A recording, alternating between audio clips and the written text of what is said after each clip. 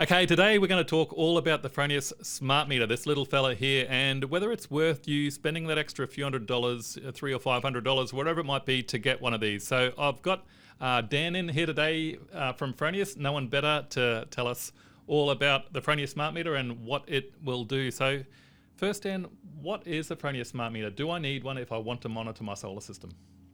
Thanks, Mark. Yeah, so the Fronius smart meter, we at Fronius consider it vital for all Fronius inverters to have one of these because it's such a powerful little tool, because it not only gives you the monitoring of your power consumption, but it also enables the customer to be able to then use their solar power smarter. That's why it's called a smart meter, right? Works smarter, not harder.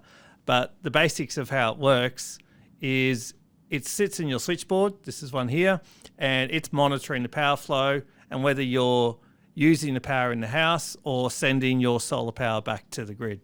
Okay, so if I don't have a Fronius smart meter and I just have a Fronius inverter, I can still log on to the monitoring platform or the Fronius app and see what my inverter's producing, right? Yeah, that's right. Yeah, you can see the PV or the solar power production on the solar.web monitoring platform.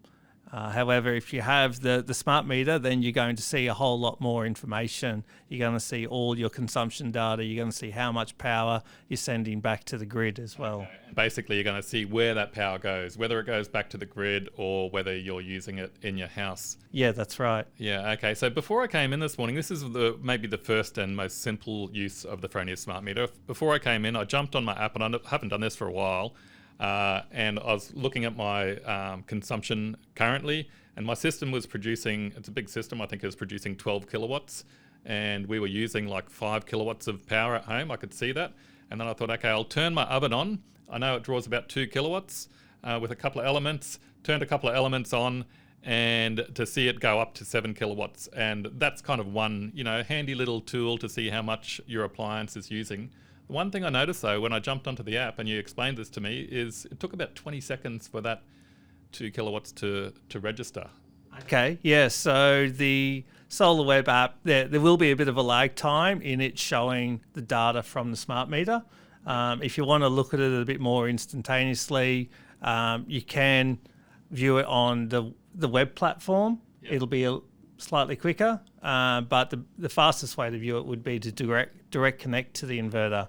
Okay, so the simple thing, and I think that's what I normally do when I'm mucking around with it, is I'm just jumping on my laptop or desktop computer or whatever.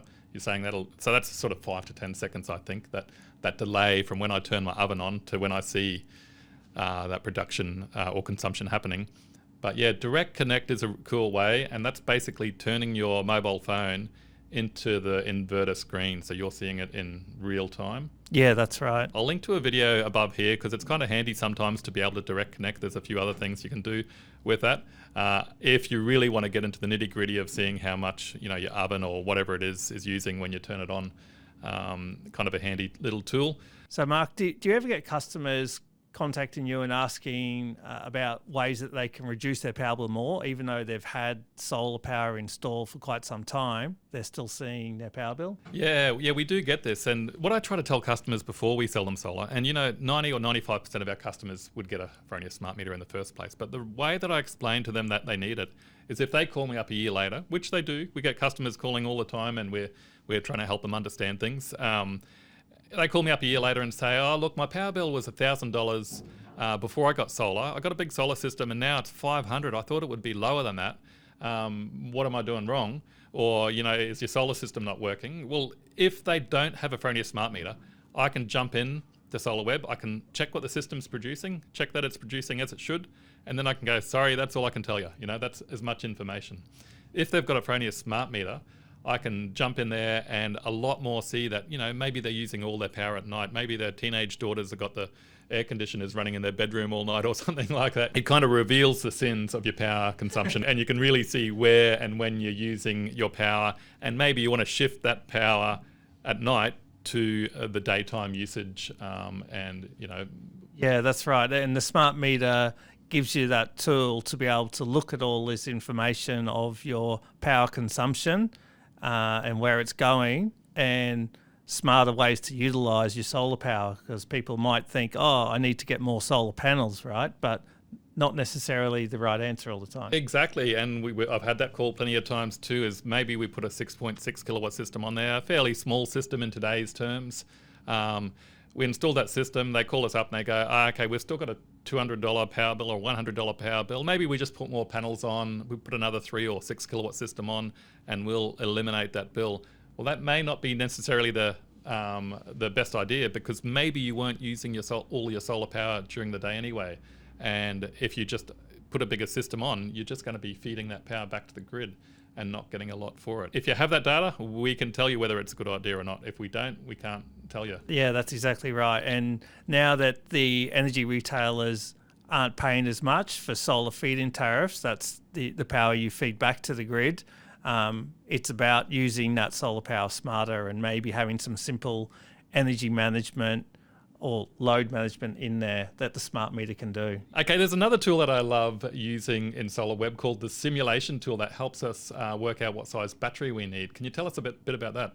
Yeah, sure. So simulation tools, great function for people who are looking at adding on battery storage to their existing system. As long as they've got a Fronius smart meter, the simulation tool then is able to calculate how self-sufficient they will be if they add on a certain size battery. And so you can accurately work out what size battery you need for your household. And the calculation that it does in the background is something that I couldn't do. Like, we can tell that every day on average you're sending 10 kilowatts back to the grid, so maybe you should get a 10 kilowatt hour battery, but we don't know how rapidly you're sending that 10 kilowatts back to the grid. So it takes in charge and discharge and all these factors into account, right, and the whole year into account, something that we really couldn't do with pen and paper. So a great little tool for working out which is the best size battery for you.